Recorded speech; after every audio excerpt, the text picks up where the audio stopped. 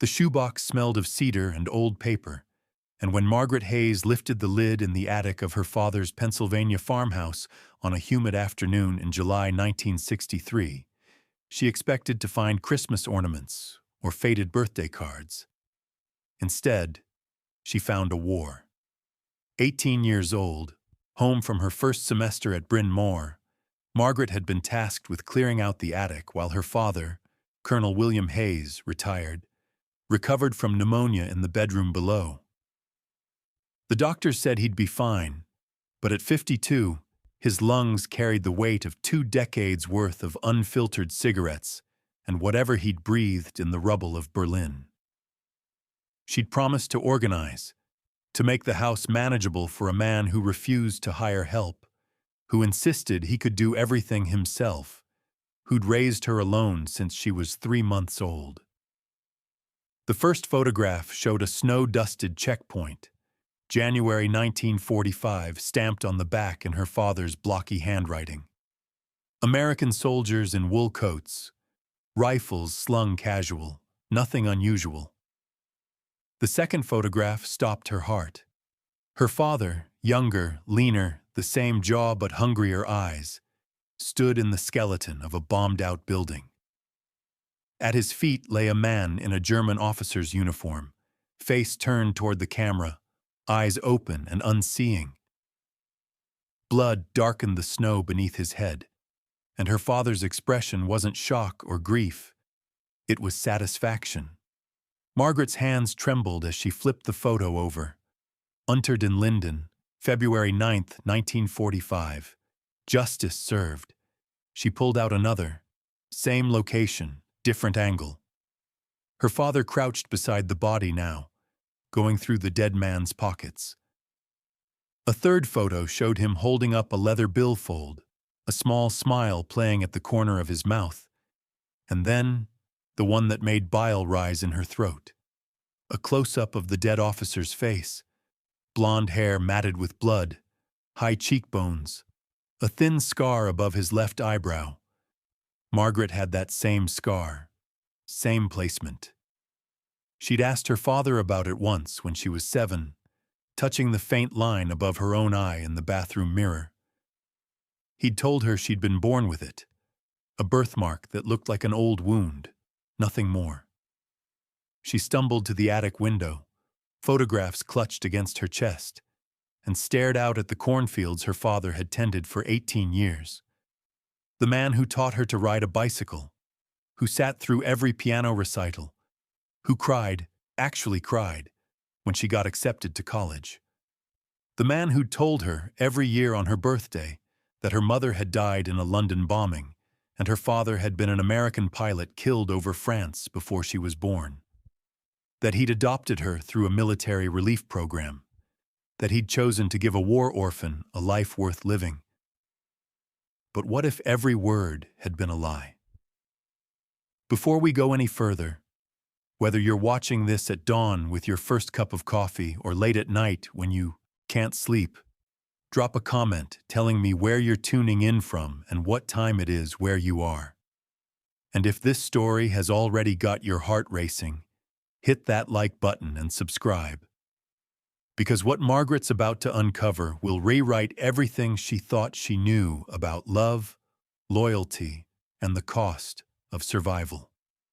The attic floorboards creaked as Margaret sank down, spreading the photographs in a semicircle around her. There were dozens, a chronological record of the final months of the war. Her father moving through gutted Berlin like a man with a mission. And in the later photos, March, April, images of a young woman with blonde hair holding an infant. The woman's face never quite visible, always turned away or obscured by shadow. But the baby's face was crystal clear. Margaret recognized her own infant features in that child's round cheeks and serious eyes. Her father had kept a journal too, she discovered, wedged beneath the photos.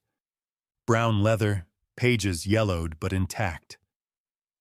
She opened to a random entry. March 3rd, 1945. Found the Richter woman and the child in the cellar of a destroyed brewery on Schönhauser Allee. She's sick. Typhus, most likely. The baby is healthy. Miraculously. I told her I'd get them both to safety. She didn't need to know I'd already decided which one of them would make it to America. Margaret's vision blurred. She forced herself to keep reading. March 7th. The woman died this morning. I'm calling it a mercy. The child is mine now. No one will question an American soldier bringing home a war orphan. No one will connect this baby to the man I killed on Unter den Linden. Why would they? The page swam before her eyes. Her father, the man who raised her, had murdered her biological father and kidnapped her. And he'd spent 18 years making sure she'd never know the truth. The journal fell from Margaret's hands, pages splaying open like a broken bird. Downstairs, she could hear her father coughing, the wet, rattling sound that had prompted the doctor's visit 3 days ago, and the familiar creak of bed springs as he shifted position. For 18 years, that sound had meant safety. Home. The comforting presence of the man who'd chosen her, loved her, protected her from a world that had tried to destroy everything. Now it meant something else entirely. Margaret pressed her palm flat against the attic floor, feeling the grain of old wood beneath her skin, grounding herself in something solid while her entire history dissolved into lies. The afternoon sun slanted through the dusty window, illuminating particles that drifted like ash, like snow over a Berlin street where a man named Richter had died with her father's bullet in his skull. She picked up the journal again, read forward from that March 7th entry, March 14th, 1945. Crossing into Allied territory tomorrow with the child. I forged papers listing her as Margaret Ann Hayes, born October 12th, 1944, London. Mother killed in V2 attack. Father unknown. No living relatives. The story's airtight. I've repeated it so many times I almost believe it myself. The truth is simpler and uglier. I executed Major Klaus Richter because he was SS, because he'd overseen the murder of 237 civilians in a village outside Prague, and because the official channels would have let him slip away like so many others. I found his home address in his wallet, found his wife and child hiding in that cellar. And when I looked at that baby, blonde, blue-eyed, perfect, I thought, this is how you erase a legacy. You take the innocent thing that monster created and you give it a different story. You give it love instead of hate. You give it America instead of ash. Margaret's breath came in shallow gasps. The attic air felt too thick, too warm, pressing down on her lungs like water. Her biological father had been SS, a war criminal, and the man she'd called Daddy for 18 years had appointed himself judge, jury, and executioner, then taken the spoils. She rifled through more photographs with shaking hands, found one dated April 1945. Her father in his dress uniform, holding infant Margaret, standing in front of a military transport plane. His smile was genuine, proud even. In his eyes, no shadow of guilt, no hint of the violence that had brought them together. Just a man and his daughter, heading home to build a life. The church bell in town struck 4 times, the sound carrying across the fields. Margaret had grown up with that bell. It had marked every Sunday morning, every wedding, every funeral. Her father had taken her to that church faithfully, taught her to pray, to believe in redemption and grace. He'd stood beside her when she was confirmed at 13, his hand steady on her shoulder, whispering that her parents, wherever they were, would be proud of the woman she was becoming. What was the market value of a lie told with absolute conviction? She found a manila envelope tucked beneath the journal. Inside, official documents. Her birth certificate, the forged one, she now understood, listing William Hayes as adoptive parent, date filed June 1945. Immunization records. A letter from the U.S. Army verifying her status as a war orphan eligible for transport and adoption. Every piece of paper meticulously prepared, every signature perfectly legitimate. Her father had been thorough, professional. He'd covered every angle, anticipated every question, built a narrative so complete that Margaret had never once doubted its truth. But there was something else in the envelope. A photograph she almost missed, stuck to the back of the birth certificate. She peeled it free carefully. A woman, young, maybe 25, sat in a cellar lit by a single candle. Her blonde hair hung in limp strands around a gaunt face. She held an infant against her chest, protective even in obvious illness, and she stared at the camera with hollow eyes that held no hope, only a terrible resignation. Margaret's mother, her real mother, Helga Richter, according to the name written on the back in faded pencil. The woman who died of typhus in a bombed-out brewery. Or had she? Margaret flipped back through the journal, scanning for more references, found an entry dated March 10th that made her stomach clench. The Richter woman is deteriorating faster than expected. She keeps asking me to promise I'll get the baby to her sister in Hamburg. Keeps saying the child's name, Greta. I don't correct her. Let her die believing I'll honor that promise. It's kinder than the truth, that this child will never know she was Greta Richter, daughter of a mass murderer. That she'll grow up as Margaret Hayes, daughter of an American hero. That I'm saving her from a legacy of blood. Margaret was Greta. She'd been someone else before her father unmade her and rebuilt her as his own. And somewhere in Hamburg, an aunt might still be alive, still wondering what happened to her sister and niece in the chaos of Berlin's collapse. The floorboards creaked. Margaret's head snapped up. Her father stood in the attic doorway, one hand braced against the frame, his face gray with illness and something deeper, recognition. He'd seen the photographs spread around her feet, seen the journal in her hands. "Maggie," he said, his voice rough from coughing and 18 years of secret-keeping. "Let me explain." But Margaret was already backing away, clutching the journal like evidence at a trial, her mind racing with a single terrible question. What else had he been capable of? The man who'd killed her father and stolen her life. William Hayes looked smaller than Margaret remembered, or perhaps she was simply seeing him clearly for the first time. His flannel shirt hung loose on his frame, weight lost to the pneumonia that had kept him bedridden. But it was his eyes that struck her. Not the warm hazel she'd known all her life, but the flat, calculating gaze of the soldier in those photographs. The man who'd stood over a corpse and called it justice.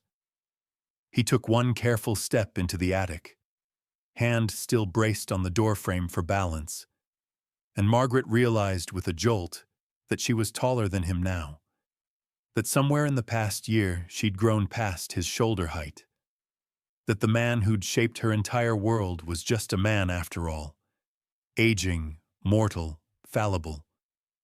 "How long have you been up here?" he asked quietly. Margaret's throat felt lined with ground glass. "Long enough." He nodded slowly, as though he'd been expecting this moment for 18 years, as though some part of him had known the shoebox would eventually be opened, the truth finally excavated from its careful burial. He moved toward the rocking chair near the window, the one his own mother had used, the one Margaret had been rocked in as a baby, and lowered himself into it with the caution of a much older man. "I always meant to burn those," he said, gesturing toward the photographs. Every year I'd tell myself, "This is the year you destroy the evidence." But I couldn't. His voice cracked. They were the only proof she existed. Your mother, Helga. Don't call her that. Margaret's words came out sharp, blade-edged.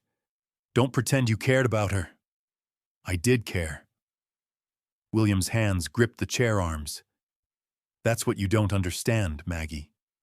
I cared enough to make sure you survived. By murdering my father? By executing a war criminal? The distinction came quick, rehearsed. A justification he'd clearly repeated to himself countless times in the dark hours of 18 years' worth of nights. Klaus Richter wasn't your father. He was a monster who wore a uniform and signed death warrants with the same hand he used to hold you as an infant. I put a bullet in him because that's what monsters deserve. Margaret pressed her back against the attic wall, needing its solidity. The photographs lay scattered between them like pieces of a bomb, each one capable of destroying what remained of the life they'd built together. You took me from my mother while she was dying. I saved you from dying with her. William leaned forward, urgency creeping into his voice. Typhus was spreading through Berlin like wildfire. The cellar where I found you. It was a mass grave waiting to happen. 20 people crammed into a space meant for storing potatoes. No ventilation, no medicine, no hope. Your mother knew she was finished. The last thing she said to me. His voice broke. She said, "Promise me she'll live somewhere clean." Love or theft? Could both be true simultaneously? Margaret's hands trembled as she picked up another photograph. Her father, William, carrying her through what looked like a checkpoint, an MP waving them through, the baby in his arms wrapped in an army blanket. The date on the back, March 21st, 1945. You could have found her aunt in Hamburg. You could have honored what my mother wanted. Hamburg was flattened, William said flatly. The sister, Katrin, her name was, I looked for her. Spent 3 weeks searching through rubble and Red Cross lists while you stayed with a family in the American sector. Katrin Müller died in the firebombing of July 1943. Her entire building collapsed. There was no one left, Maggie. No grandmother, no cousins, no distant relatives willing to claim the daughter of an SS major. You would have ended up in an orphanage, probably adopted by some German family trying to rebuild, probably raised to believe your father was a hero of the Reich who died defending the fatherland. He stood up, too quickly, triggering a coughing fit that doubled him over. Margaret watched, frozen between concern and fury as he hacked into his handkerchief. When he finally straightened, there were flecks of blood on the white fabric. I gave you a different story, he continued, voice raw. One where you weren't tainted by your father's crimes. One where you could grow up without shame. Was that so unforgivable? Margaret thought of her childhood, birthday parties at the farmhouse, summer swimming in the creek, her father teaching her to read using his old army field manuals because he couldn't afford proper books those first few years. She thought of the way he'd stayed up with her through nightmares, how he'd learned to braid her hair from a library book, how he'd worked double shifts at the tractor factory to pay for her piano lessons because she'd mentioned once, just once, that she liked music. She thought of all the love that had been poured into the person she'd become. And then she thought of the man in the photograph, the one with her scar above his eye, the one who'd been erased from history so completely that she'd never even known to mourn him. What was he like? She whispered. My real father, before he became what you say he was. William's expression shifted, surprise perhaps that she'd asked. He was quiet for a long moment, staring out the attic window at the cornfields gone golden in the late afternoon light. I don't know what he was like before the war. I only knew what he'd become. The files I saw, the orders he signed. He shook his head. Some men are poisoned by power, Maggie. They start out human and end up something else. But you knew him well enough to find his home, to find his wife and child. William's jaw tightened. I made it my mission to know him. After I saw what his unit did in Czechoslovakia, I tracked him through Berlin like... He stopped himself. Like prey, Margaret finished. You hunted him. Yes. The single word hung in the dusty air between them, sharp as a confession. This was the recognition twist that changed everything. Her father hadn't stumbled upon Klaus Richter by accident. It had been premeditated, calculated, personal. Why? Margaret demanded. Why him specifically? There were thousands of SS officers. Why did Klaus Richter have to die? William Hayes turned to face his daughter fully, and for the first time in 18 years, he told the complete truth. Because he killed my brother. The attic seemed to contract around those 4 words, pulling all the air from Margaret's lungs. William moved to the window, his silhouette backlit by the dying sun, and when he spoke again, his voice carried the weight of decades. Thomas Hayes, my younger brother by 3 years.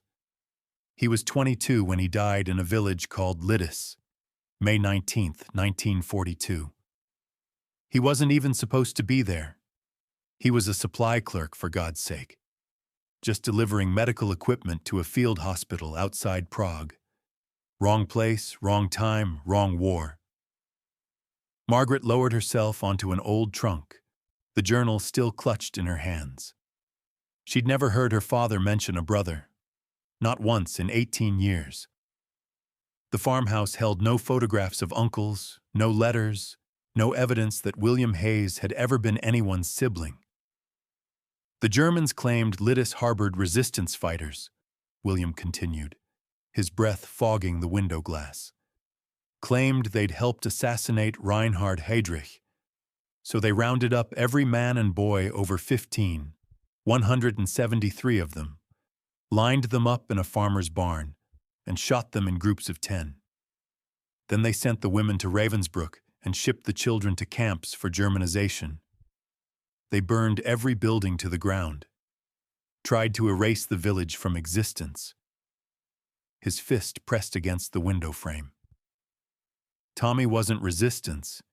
He was just a kid from Pennsylvania who wanted to see Europe, who wrote our mother letters about the castles he'd seen, who carried a photograph of his girlfriend, Mary Beth Sullivan, in his breast pocket. The Germans found him in the village delivering supplies to an underground hospital, made him dig his own grave with 172 Czech civilians. Klaus Richter signed the order. I saw his signature on the execution report when we liberated Prague in May 45. Revenge wearing the mask of justice. Which one was the lie? Margaret's hands had gone numb. You never told me you had a brother. I told you I lost my family in the war. It wasn't untrue. My mother died of a stroke 6 months after they notified her about Tommy. My father drank himself into the ground by Christmas 43. The war took everything from me before I ever set foot in Europe. He turned from the window, his face gaunt in the shadows. When I finally got deployed in 44, I made a private vow. I would find every officer who'd signed off on Liddis, and I would make sure they never had the chance to rebuild lives while my brother rotted in an unmarked grave. Margaret thought of the photographs spread across the attic floor, the chronological record of her father's vengeance. How many? Klaus Richter was the 7th. 7 men. 7 executions disguised as combat casualties or suicides or accidents in the chaos of Berlin's collapse. 7 families destroyed because William Hayes had decided the official war crimes tribunals weren't moving fast enough, weren't harsh enough, weren't final enough. You became what you were hunting, Margaret whispered. No. The word came sharp as a slap. I became what was necessary.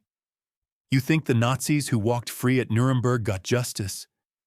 You think the thousands who melted back into civilian life, who changed their names and started over, who told their children they'd just been following orders, you think they deserved mercy? His voice rose, rough with emotion and illness. I gave Klaus Richter more than he gave Tommy. I gave him a quick death. No digging his own grave. No waiting in line while he listened to other men die. Just a bullet, fast and clean, in the building where he'd tortured resistance members 2 months earlier. Margaret stood, steadying herself against the trunk. And then you took his daughter. I took you, William corrected, because leaving you there would have meant your death or a life not worth living. The camps were overflowing with orphans. The occupation government was overwhelmed. A baby girl with an SS father and a mother dying of typhus. You would have been processed into the system and forgotten. Maybe adopted by some family desperate to replace a lost child. Maybe shuffled through institutions until you aged out. I gave you certainty, safety, love. You gave me a fantasy built on murder. I gave you a life. The shout triggered another coughing fit. William bent double, hacking into his handkerchief, and Margaret watched the blood spots multiply on the white fabric. When he finally straightened, his face had gone ashen. Everything I did, the forgery, the lies, the erasure of your history, I did to protect you from a legacy of blood, so you could grow up as Margaret Hayes, American, instead of Greta Richter, daughter of a mass murderer, so you could walk through the world without shame. Margaret felt tears hot on her cheeks. You didn't give me that choice. You were 3 months old. You didn't have choices. William sank back into the rocking chair, exhausted. I made them for you. Maybe I made the wrong ones. Maybe I should have left you in that cellar to take your chances. But I looked at you. This tiny, perfect thing sleeping in a drawer because there weren't enough cribs, wrapped in newspaper because there weren't enough blankets. And I thought, this child doesn't deserve to die for her father's sins. This child deserves Pennsylvania and piano lessons and college. This child deserves to become whoever she wants to be. But who had Margaret wanted to be before William Hayes decided for her? The question hung unanswered as the church bell struck 5 times in the distance. Margaret moved to the photographs, gathering them carefully, and found one she'd missed earlier. A candid shot of a young William in civilian clothes, arm around another soldier who shared his features, same strong jaw, same serious eyes. The back was labeled in faded ink. Tommy and me, Philadelphia, August 1941. Before, everything changed. She studied the brother's face, open, optimistic, entirely unprepared for what Europe would do to him. Then she looked at her father, hunched in the rocking chair, haunted by 2 decades of decisions that had seemed righteous at the time, but looked increasingly like damnation in retrospect. There's more, isn't there? Margaret said quietly. Something you haven't told me yet. William's silence was confirmation enough. She knelt beside the scattered photographs, sorting through them with new urgency, and found what she was looking for near the bottom. A series of images dated May 1945, weeks after Klaus Richter's death. They showed a woman, not Helga, someone older, harder, standing outside what looked like a military office. In one shot, she was arguing with an MP. In another, she was holding up a photograph of an infant.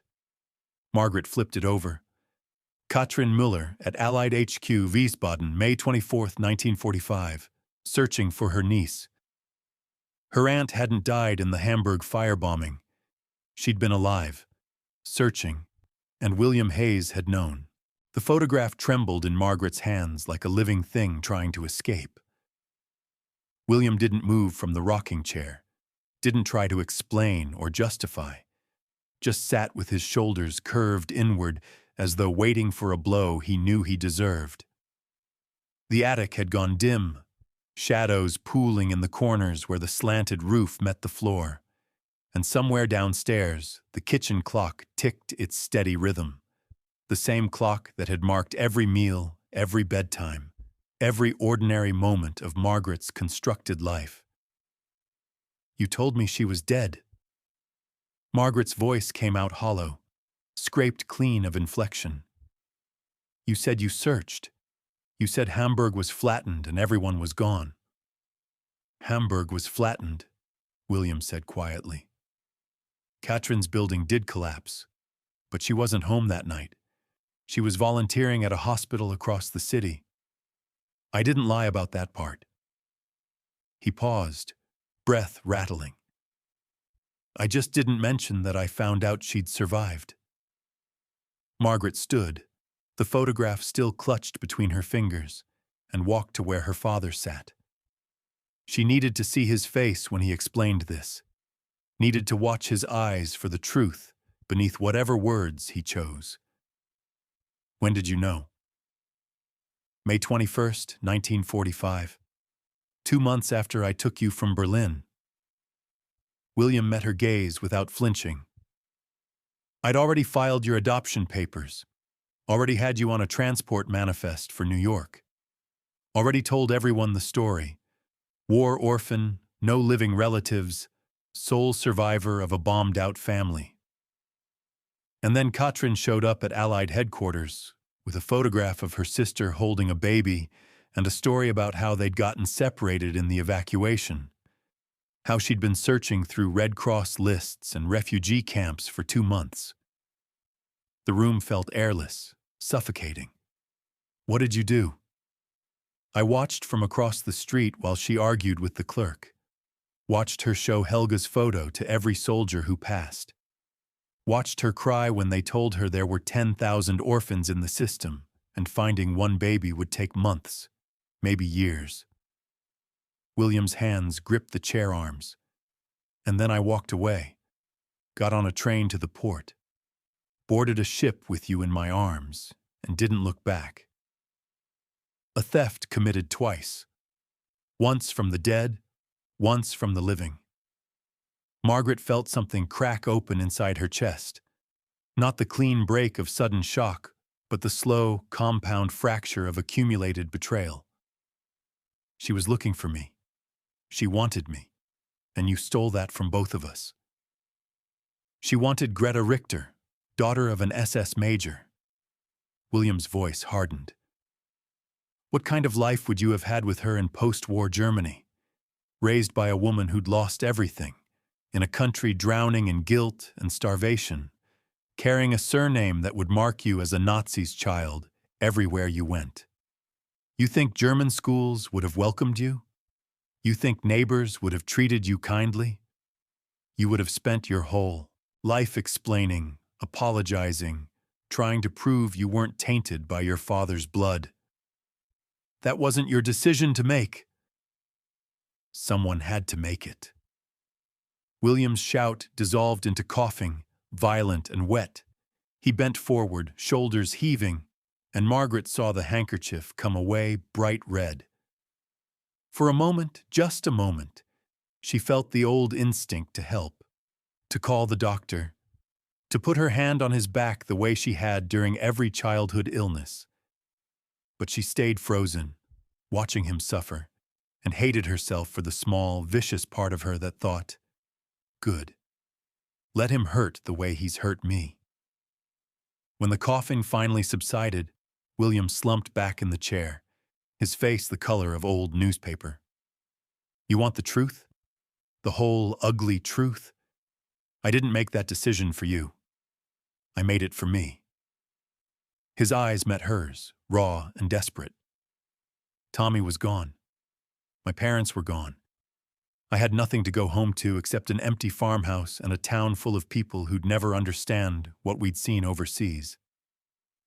And then I found you, this perfect, innocent thing that needed protecting. And I thought, here's my chance.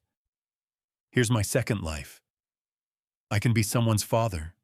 I can matter to someone. I can build something good out of all this death. So you built it on kidnapping. I built it on love. The words came fierce, defiant. Every bottle I fed you, every diaper I changed, every nightmare I soothed, every skinned knee I bandaged, every Christmas morning, every birthday cake, every school play. That was real, Maggie. That was love. Not the lie that brought you here, but everything that came after. Don't tell me 18 years of caring for you doesn't count for something. Margaret thought of her 6th birthday, when her father had surprised her with a second-hand piano, how he'd worked overtime for 3 months to afford it. She thought of the time she'd gotten pneumonia at age 10, and he'd sat beside her bed for 4 days straight, reading aloud from Little Women until his voice gave out. She thought of last Christmas when he'd cried, watching her open the acceptance letter from Bryn Mawr, how he'd whispered, "Your mother would be so proud." And now she didn't even know which mother he'd meant. Could 18 years of genuine love redeem the theft that made them possible? She moved to the window, staring out at the darkening fields. In the distance, she could see lights coming on in the neighboring farms. The Johnsons to the north, the Kowalskis to the south. Ordinary families living ordinary lives built on truths instead of necessary fictions. Katrin might still be alive, she said quietly. She'd be, 50-something now? Maybe she's still in Germany. Maybe she spent 18 years wondering what happened to her niece. Or maybe she remarried, had other children, built a new life. William's voice was thin, exhausted. Maybe she mourned for a few years and then moved on the way people do. Maybe digging up the past would only hurt her all over again. Margaret turned to face him. Or maybe she deserves to know the truth. Maybe I deserve to know who I would have been. She paused, then delivered the question that had been building since she'd opened the shoebox. What was my real name? Not Margaret, not Greta. What did my mother call me before you renamed me? William closed his eyes. Lieselotte. Helga called you Lieselotte after her grandmother. He opened his eyes, and they were wet. She sang you a lullaby every night in that cellar. Guten Abend, Gut Nacht. She'd hold you against her chest and sing even though her voice was failing, even though the fever was eating her alive.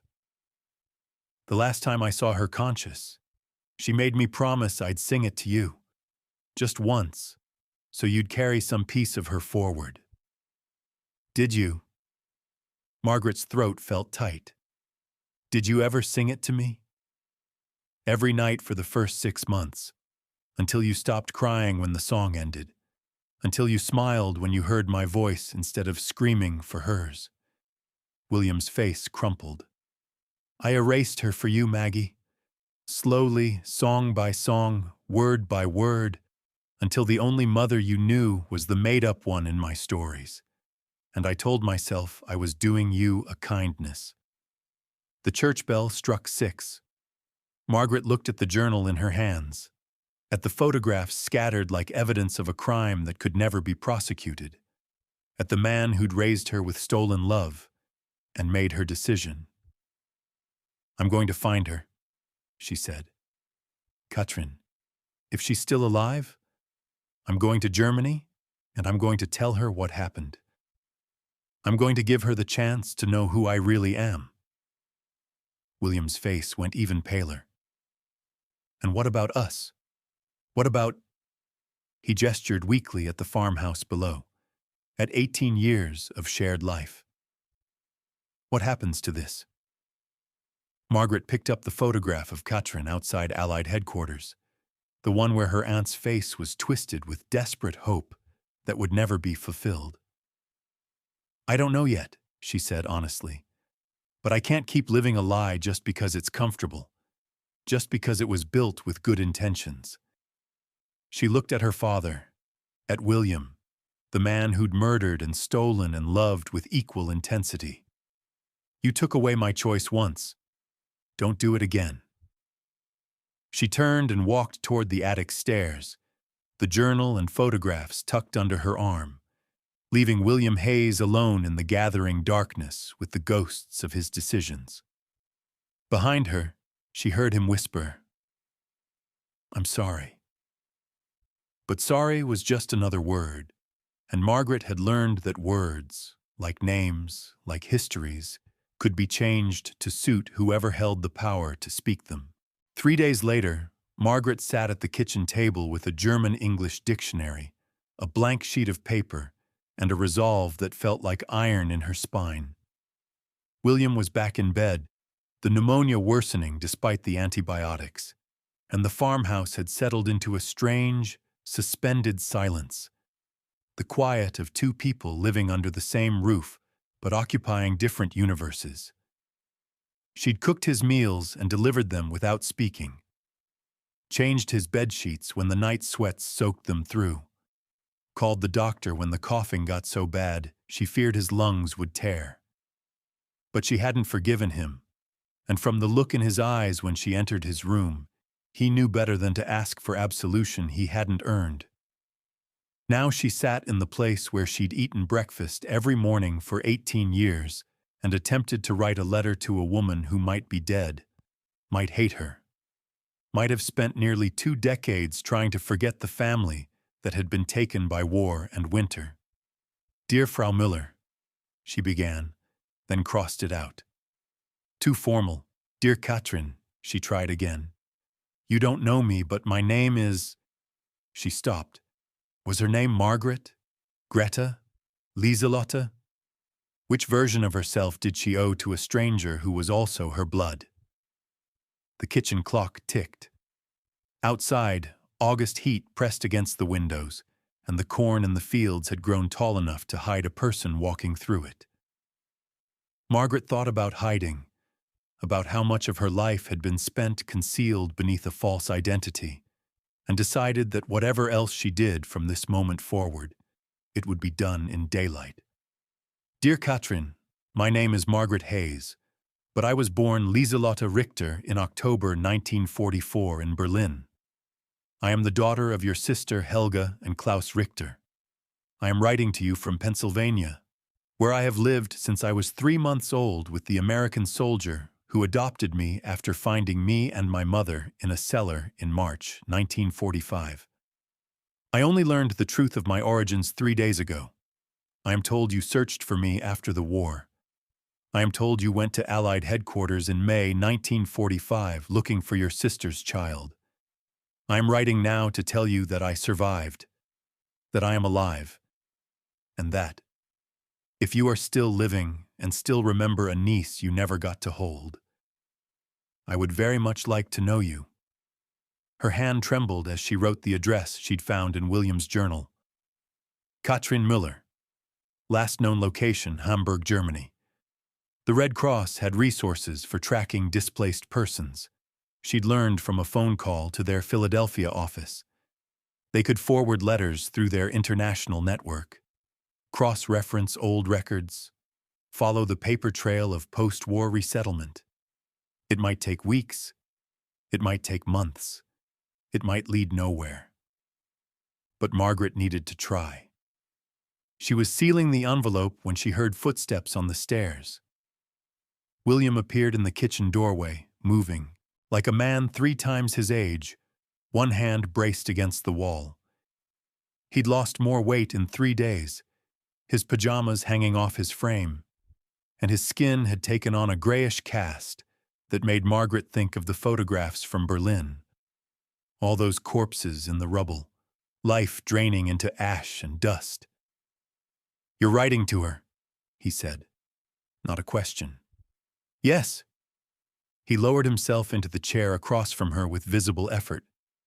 "What did you tell her?" "The truth, as much of it as I know." Margaret met his eyes without flinching. That her sister died of typhus, that her brother-in-law was executed for war crimes, that I was adopted by an American soldier and brought to Pennsylvania, that I only recently learned who I really was. "Did you tell her I lied about her being dead?" Margaret considered lying herself, sparing him that small indignity, then decided he'd forfeited the right to protective lies. "Not yet. I wanted to see if she responds first, if she's even alive to respond." William nodded slowly. "Fair enough." He was quiet for a moment, staring at the letter on the table between them. This fragile bridge built of paper and ink, connecting a stolen past to an uncertain future. "You asked me what your mother called you, what she sang to you." "I remember. There's more." He pulled something from his pajama pocket, a small leather pouch, worn soft with age. "I've carried this since Berlin. Couldn't bring myself to get rid of it. Couldn't bring myself to show you. Felt like keeping her alive somehow. Keeping your real history alive. Even if only I knew it existed." He slid the pouch across the table. Margaret opened it with shaking hands. Inside, a silver locket on a delicate chain. She pressed the catch, and it sprang open to reveal 2 tiny photographs. On the left, a young woman with blonde hair and serious eyes. Helga, clearly, though healthy and smiling in a way the seller photos had never captured. On the right, a baby with wispy blonde hair and solemn blue eyes. "Your mother was wearing this when I found her," William said quietly. "She tried to give it to me that last day, when she knew she was dying. Kept pressing it into my hand and saying, 'Für Lieselotte, für Lieselotte, for Lieselotte.' I promised her I'd keep it safe for you." Margaret stared at the locket, at the tiny perfect faces preserved in silver, and felt something break loose in her chest. Grief, maybe, or recognition, or the terrible understanding that her mother had loved her enough to entrust her to a stranger in the hope that love would be enough to keep her alive. This was the proof that Helga had chosen her daughter's survival over everything else. "Why didn't you show me this before?" Margaret whispered. "Why keep it hidden?" "Because showing you would have meant answering questions I couldn't answer without telling you everything. And I convinced myself that not knowing was a gift, that ignorance was protection." William's voice cracked. "I was wrong. I see that now. You deserved to know who you came from, even if it hurt, even if it complicated the story I'd built. You deserved to make your own choices about who to love and who to resent and who to search for." Margaret closed the locket carefully, feeling its weight in her palm, heavier than silver should be, dense with the weight of 2 lives cut short and 1 life stolen and remade. "What happened to her body? To my mother? Where is she buried?" William's expression spasmed. There were mass graves in Berlin, thousands of bodies, typhus victims, bombing casualties, people who'd starved, the cellar where she died. By the time I came back with proper transport for you, they'd already cleared it, already taken the dead to processing centers. I tried to find out where they'd buried her, but the records were chaos. Everything was chaos." He paused. "I'm sorry, Maggie. I can't give you that. I can't tell you where to lay flowers." She thought of her mother dying in darkness, surrounded by strangers, believing her daughter would be delivered to safety in Hamburg, when instead she'd be carried across an ocean to a farmhouse in Pennsylvania. She thought of Katrin searching through refugee camps and Red Cross lists while Margaret was being renamed and baptized and taught to call another man daddy.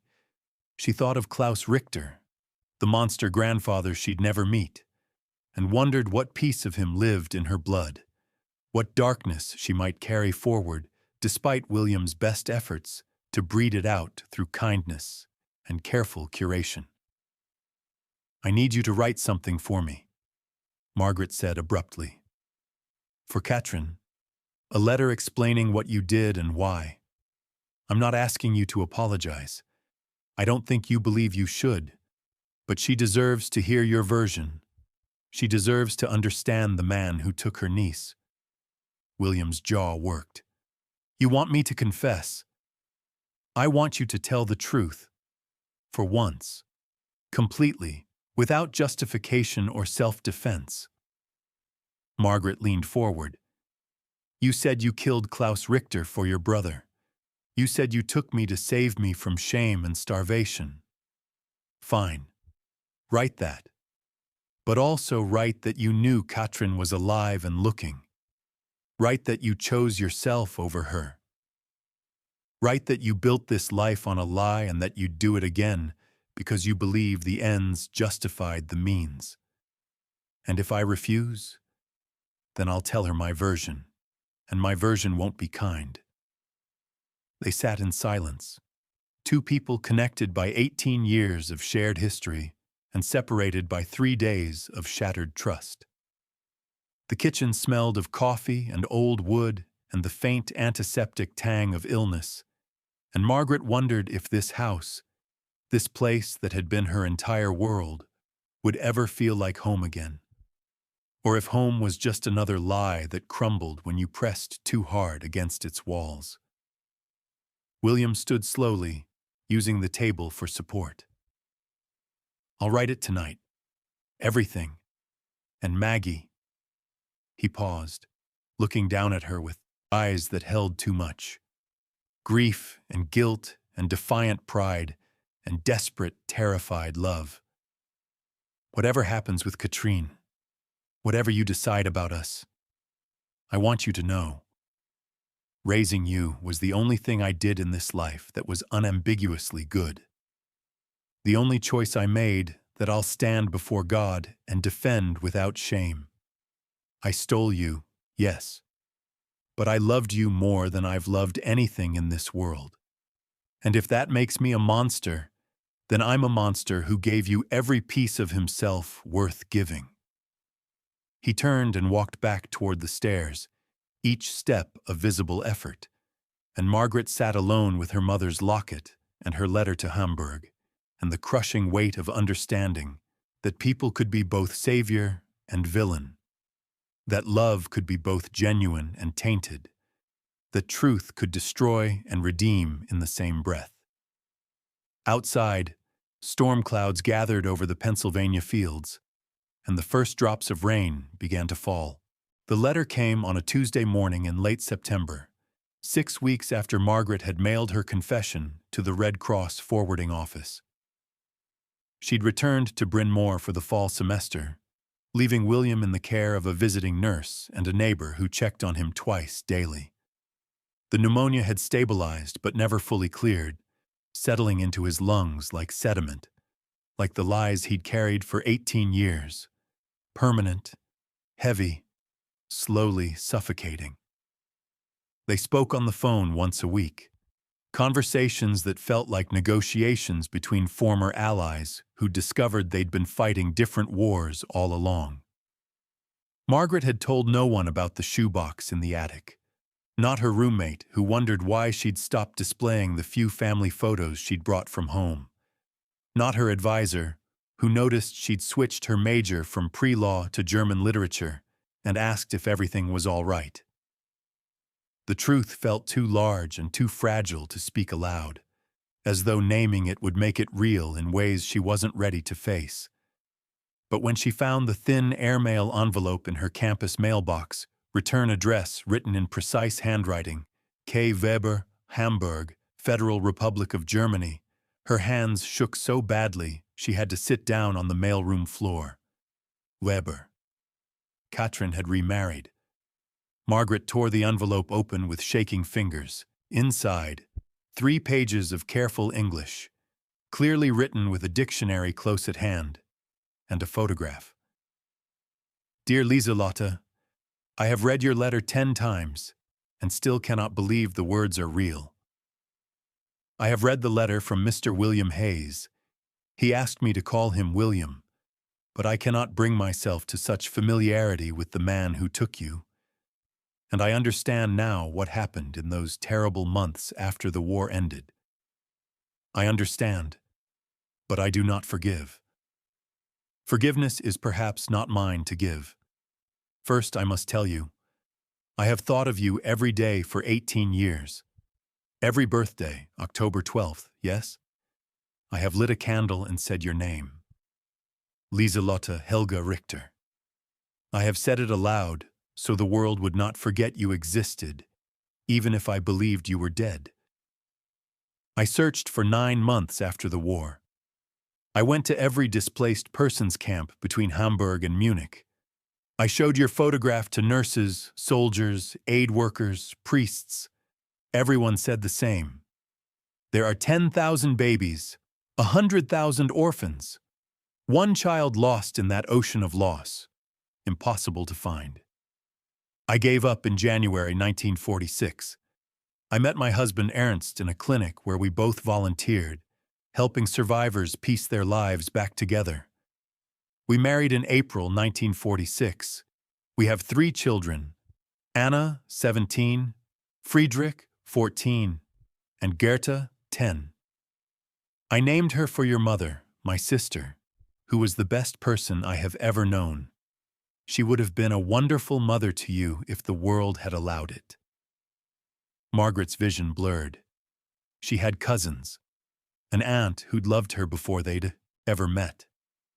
A German family she'd never known existed. You ask in your letter if I wish to know you. Lieselotte, may I call you this? I understand you have been Margaret for so long, but to me you are my sister's daughter, the child I mourned. The answer is yes. Yes, with my whole heart. But I must also tell you something difficult, something your Mr. Hayes did not include in his confession.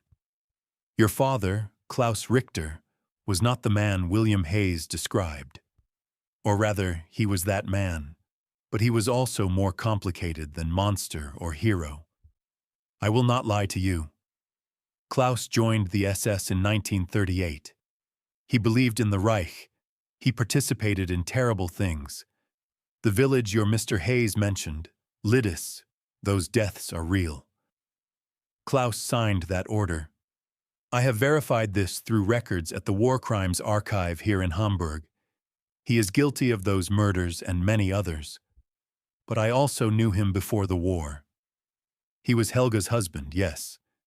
But before that, he was the neighbor boy who helped my father repair our roof, who loved dogs and wanted to be a veterinarian, who wrote poetry, terrible poetry, but sincere, who married my sister in June 1943 and cried when she told him she was pregnant because he was terrified of bringing a child into a world at war. I do not tell you this to excuse him. There is no excuse for what he did. But you deserve to know that he was human before he became a monster, that you came from a love that existed before it was poisoned by ideology and violence. Helga loved him desperately, even at the end when she knew what he'd become. She died hoping he would survive the war and come home changed, forgiven, made new. She never knew William Hayes had already killed him. Margaret pressed her hand against her mouth, fighting the urge to vomit. The mailroom felt too small, too bright, the fluorescent lights buzzing like insects. I have enclosed a photograph of your mother and father on their wedding day. You will see that you have his eyes and her smile. You will see 2 people who believed they had a future. Whatever Klaus became, whatever evil he unleashed, you were born from a moment when he was still capable of love. Hold on to that if you can. If you wish to come to Hamburg, my home is open to you. I cannot give you back the 18 years William Hayes took. I cannot undo the lies or the theft. But I can give you the truth about where you came from. All of it, the beautiful and the ugly. I can tell you stories about Helga when she was young. I can show you her drawings. She was talented, did you know? She wanted to study art before the war. I can introduce you to your cousins, who have grown up hearing about the baby aunt they never met. The lost piece of our family. Come when you are ready. Come when the truth feels less like drowning and more like learning to swim. I will be here. Your aunt, Katrin Weber. Margaret unfolded the photograph with trembling hands. Her parents on their wedding day. Helga in a simple white dress, dark blonde hair crowned with flowers, smiling at the camera with pure, uncomplicated joy. And beside her, Klaus Richter in his Wehrmacht uniform, not yet SS, not yet marked by the crimes he would commit, looking at his bride with an expression Margaret recognized from her own mirror. The Richter eyes, serious and deep-set, capable of holding both love and darkness. She came from this, from a marriage built in sunshine before the shadow fell. Margaret sat on the mailroom floor for 20 minutes, clutching the letter and photograph, while students stepped around her with curious glances. Finally, she stood, walked to the nearest phone booth, and dialed the farmhouse in Pennsylvania. William answered on the third ring, his voice rough with sleep or illness or both. "Hello?" She wrote back, Margaret said without preamble. "Katrin, she's alive. She has a family. She wants to meet me." Silence on the other end. Then, "That's good, Maggie. I'm glad. She said you wrote to her. Told her what you did." "I promised I would." William coughed, the sound rattling through the phone line. "What did she say about me?" Margaret looked at the photograph in her hand. Her mother's smile, her father's eyes, two people about to be destroyed by history and choice and the cruel mathematics of war. She said she understands but doesn't forgive. She said forgiveness might not be hers to give. Smart woman. William's voice carried something that might have been relief or resignation. "Are you going? To Hamburg?" "I don't know yet. Maybe winter break. Maybe next summer. Maybe never." Margaret paused, then said the thing she'd been holding since reading Katrin's letter. She told me about Klaus, my biological father, about who he was before the SS, before Lidis. "Maggie, don't... No. Listen." Her voice came fierce, definite. "You spent 18 years protecting me from his legacy, making sure I'd never have to carry the shame of his crimes. But you also made sure I'd never know that he was human first, that he loved my mother, that I came from something real before it turned monstrous. You took that from me, too." William was quiet for a long moment. When he spoke again, his voice was barely a whisper. "I thought I was saving you. You were saving yourself from having to explain that good people can do evil things, that monsters have wedding photos, that the world isn't divided into heroes and villains, but into humans who make choices, some beautiful, some unforgivable, and then have to live with the consequences." Margaret closed her eyes, feeling tears hot on her cheeks. "You made a choice in Berlin.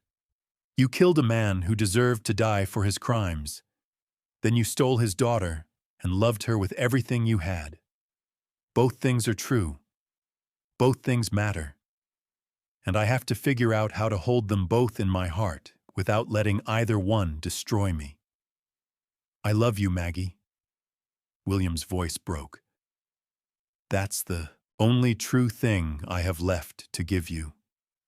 "I know," Margaret whispered. "That's what makes this so hard."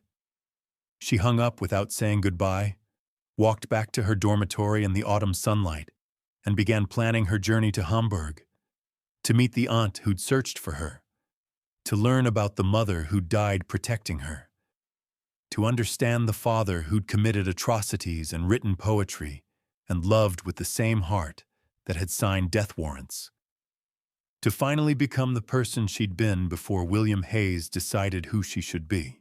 The flight to Hamburg departed Philadelphia on December 18, 1963, 13 days after Margaret's 19th birthday, and 3 weeks after William Hayes died in his sleep at the farmhouse in Pennsylvania. The visiting nurse found him on a Tuesday morning, still in bed, his face peaceful in a way it hadn't been since Margaret discovered the shoebox.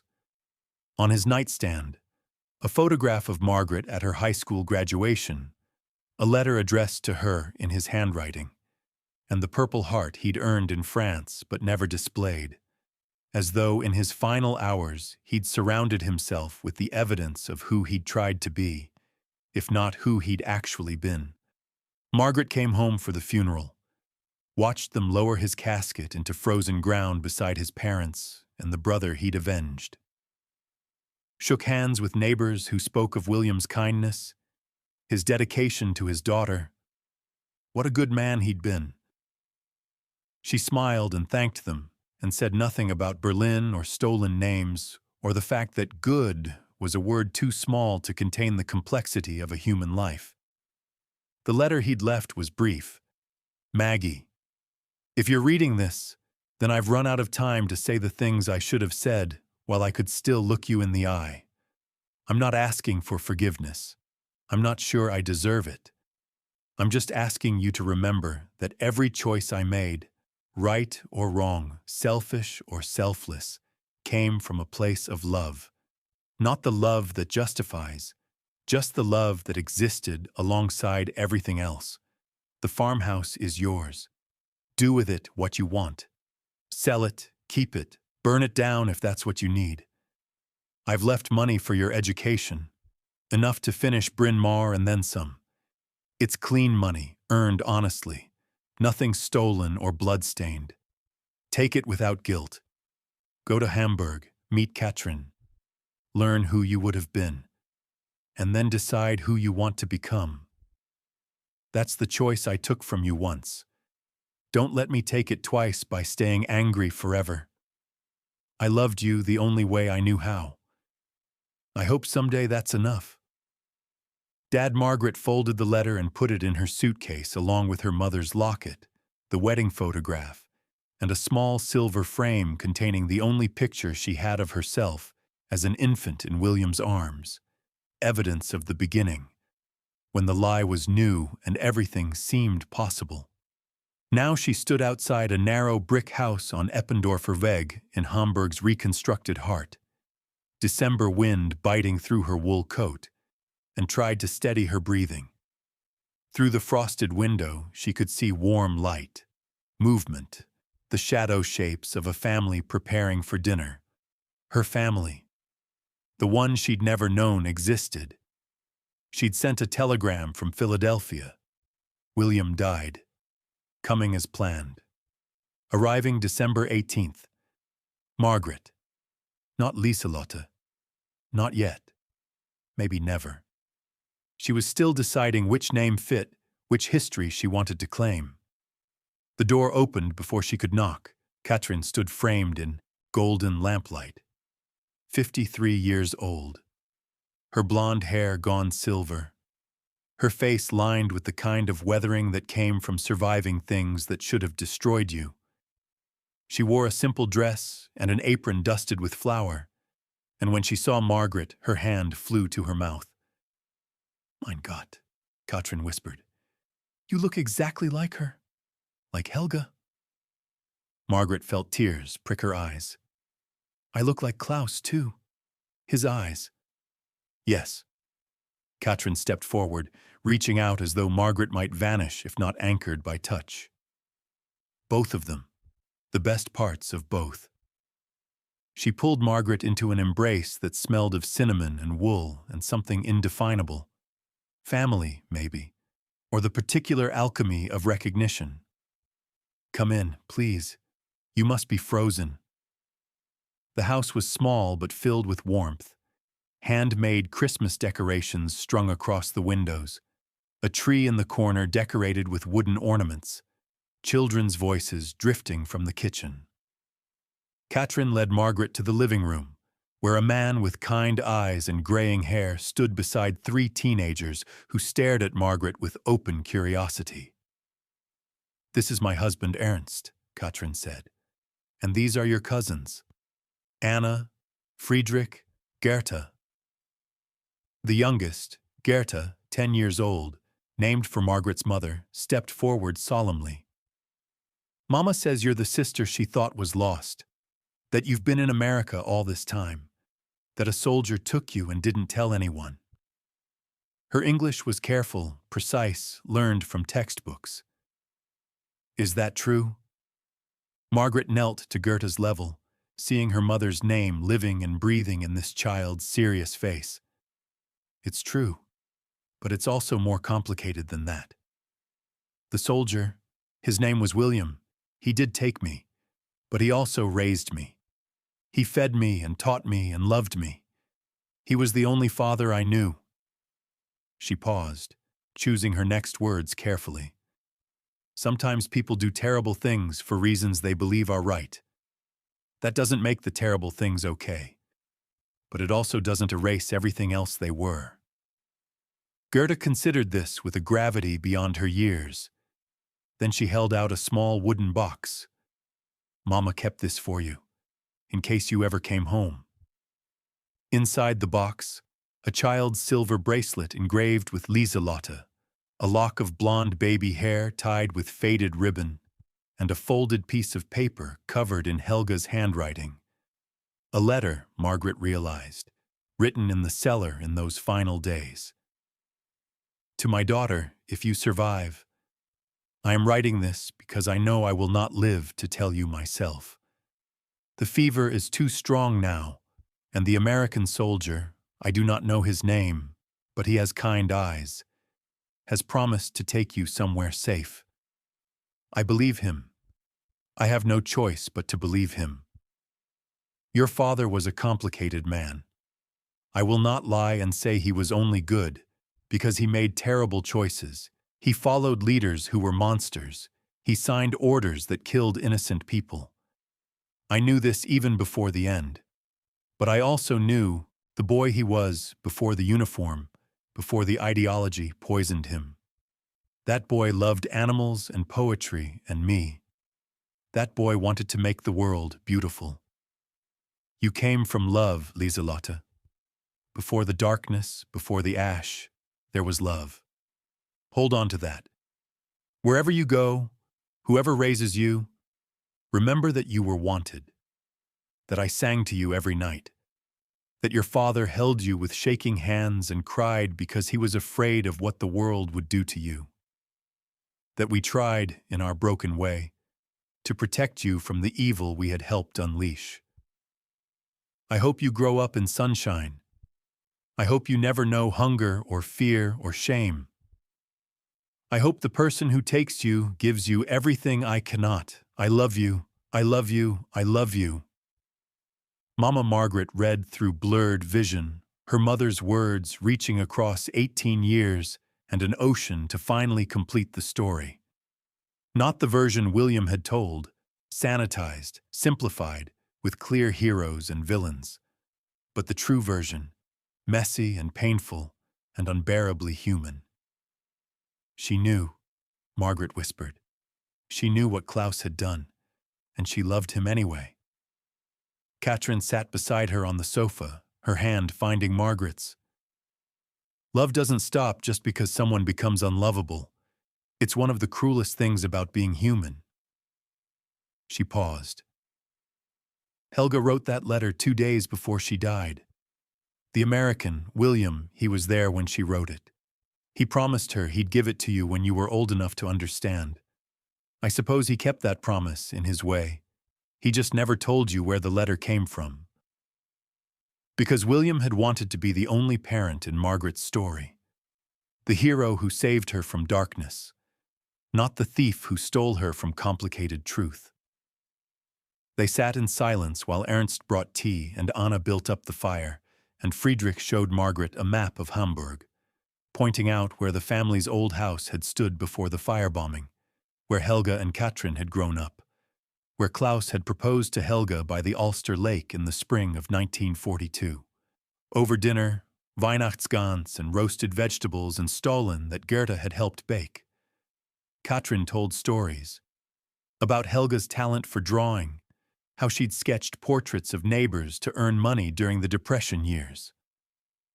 About Klaus before the SS, how he'd rescued a drowning dog from the Elbe and spent 3 days nursing it back to health. About the day Margaret was born, how Katrin had received a letter from Helga describing the baby's serious eyes and the way she gripped her father's finger with surprising strength. "Your mother hoped the baby would save him," Katrin said quietly. She thought that becoming a father would remind Klaus of his humanity, would pull him back from the edge. But by then, it was too late. The machine of war had already consumed him. He couldn't find his way back. Margaret thought of William's letter, his insistence that he'd saved her from shame and starvation. What would have happened to me if William had brought me to you in 1945? Katrin didn't answer immediately. When she did, her voice was honest in a way Margaret appreciated. "The first few years would have been very hard. We had nothing. No food, no heat, no safety. Hamburg was rubble. Germany was a graveyard. And yes, the name Richter carried weight. Klaus was known. His crimes were documented. You would have grown up knowing who your father was, knowing what he'd done. Children would have been cruel.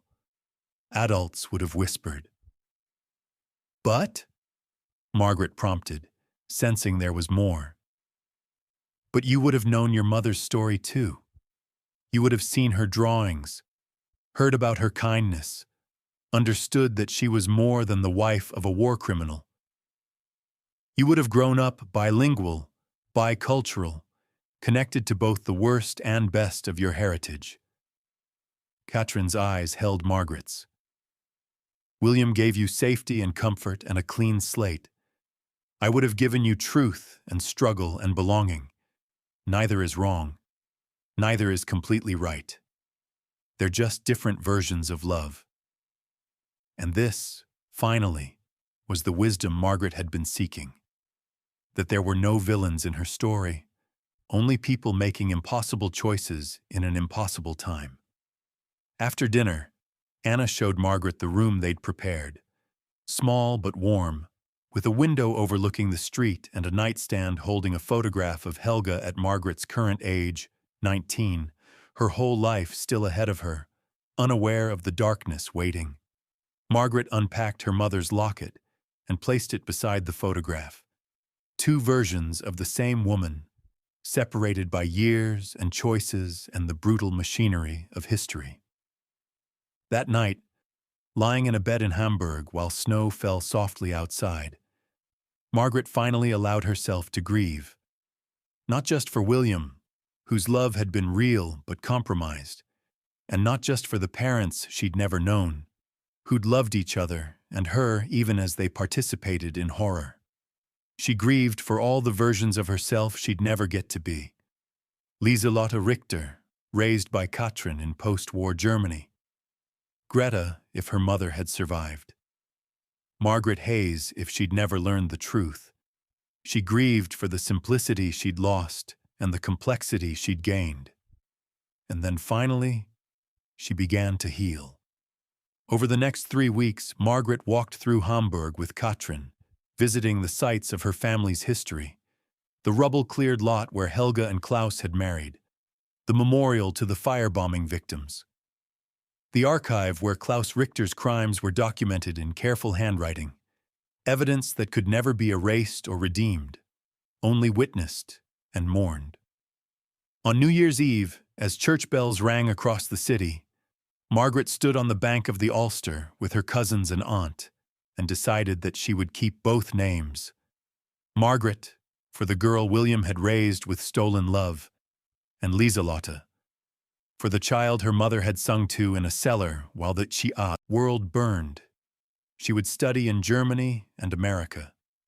She would carry both histories, both languages, both truths. She would become a translator, not just of words, but of stories, helping others understand that human beings contained multitudes, that love and cruelty could exist in the same heart, that justice and mercy weren't opposites, but twin necessities. She would be the bridge between the person she'd been and the person she'd become. Years later, people would ask Margaret about her unusual childhood, about being raised by the man who'd killed her biological father and stolen her from her surviving family.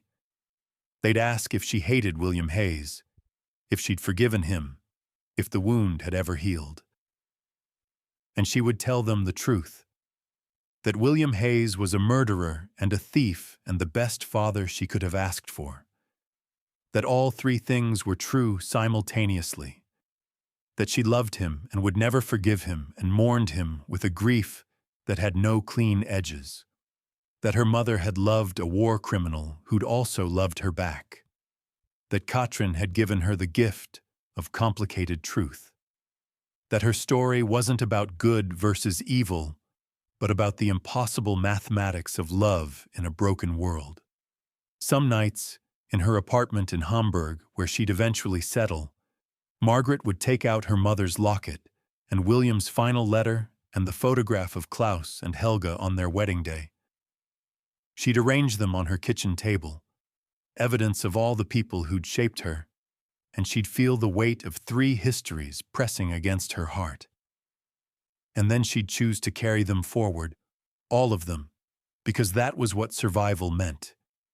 Not forgetting, not forgiving, but simply bearing witness to the truth that people are capable of both great love and great harm, often in the same breath. To this day, there are those in Hamburg who remember Margaret Lieselotte Hayes Richter, the translator who specialized in post-war testimonies, who helped families separated by history find each other again, who taught a generation of students that the past doesn't have neat endings, but living questions that each generation must answer anew. They say she kept two photographs on her desk, one of an American soldier holding a baby, both of them smiling into an uncertain future, and one of a young couple on their wedding day, dressed in sunshine before the shadow fell. They say she never spoke about which photograph she looked at more often, and perhaps that uncertainty, that refusal to choose one truth over another, was the most honest ending of all.